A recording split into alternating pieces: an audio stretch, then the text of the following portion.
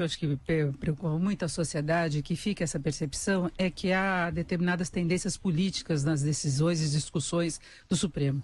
Né? Ministros que tratam o mesmo assunto de forma diferenciada, dependendo quem for o alvo da ação. E eu falo no caso, por exemplo, da Lava Jato.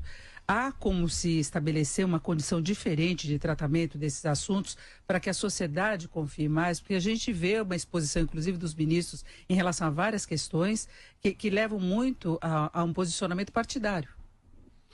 Todo órgão colegiado, ele é heterogêneo por natureza. E talvez essa seja uma das grandes garantias de autocontenção do Supremo Tribunal Federal. Imagine se o Supremo Tribunal Federal fosse de uma única pessoa. Nós teríamos uma ditadura do judiciário. Uma posição, mesmo que seja uma posição que acabe ideologicamente prevalecendo sobre o jurídico, acaba sendo, por outro ministro, contestado. E isso gera um equilíbrio.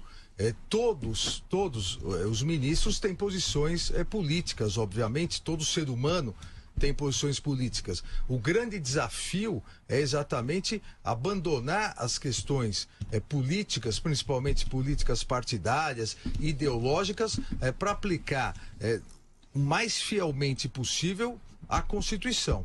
Até porque isso é algo que Rui Barbosa dizia, o Supremo Tribunal Federal, ele tem o privilégio de errar por último, porque não há recurso em relação aos erros.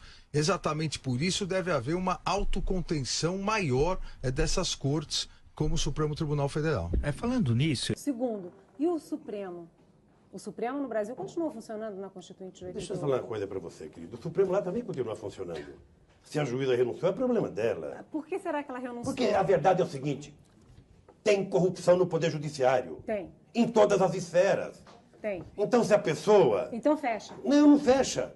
Você julga, é por isso que aqui no Brasil nós éramos favoráveis à CPI do Poder Judiciário. Lamentavelmente, ela foi feita apenas para a Justiça do Trabalho. Porque se o Antônio Carlos Magalhães estivesse falando seriamente, ele começava pela Justiça Eleitoral da Bahia e não pela Justiça do Trabalho.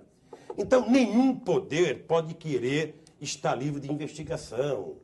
E a Constituinte, ela foi convocada, é uma Constituinte livre e soberana. Ela está funcionando. Eu acho que nós temos que entender o seguinte, o Chaves possivelmente esteja causando algum medo, porque ele voltou a falar em soberania nacional, voltou a falar em valores nacionais, em empresa nacional. Isso causa certo medo a uma certa, quantidade de pessoas na América Latina. Uma elite perversa, que não se preocupa com a fome, que não se preocupa efetivamente com o social nesse país. Ô Lula, deixa eu Então, colocar... eu acho que é o seguinte, eu acho que nós temos que dar uma chance ao Chaves, até porque os mesmos que são contra o Chaves hoje não foram contra o Fujimori no Peru. Você está falando internamente no Brasil. No Brasil. Que deram um golpe no Peru. O Lula presidente, como trataria o judiciário? A corrupção do judiciário? O Lula presidente. Não, na hipótese. É porque eu não vou fazer política de fantasia, eu não sou presidente. Mas o seu Lula é partido... cidadão brasileiro. O Lula é cidadão brasileiro. Ok, perfeito. O Lula é cidadão brasileiro. A criação, do controle externo do Poder Judiciário. Eu sou favorável a fazer investigação no Poder Judiciário. Porque está cheio de juiz aí, dando liminar, atrás de liminar. Sem nenhum critério. Um dá uma favorável às 8 horas da manhã, o outro dá outra às 9 horas, outro dá outra à meia-noite. Acabar com essa bandalheira. Então, eu sou favorável a isso como cidadão brasileiro.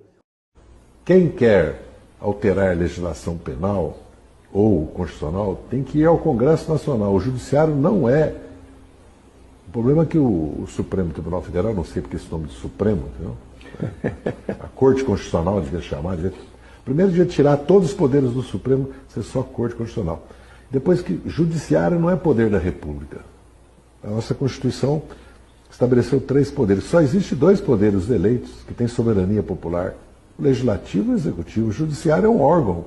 Porque se o Judiciário assume poderes do Legislativo e do Executivo abertamente, porque quando o ministro do Supremo Tribunal Federal aboga para si mudar um decreto presidencial sobre indulto que é de exclusiva competência e discricionária do presidente, nós estamos caminhando para uma ditadura da toga.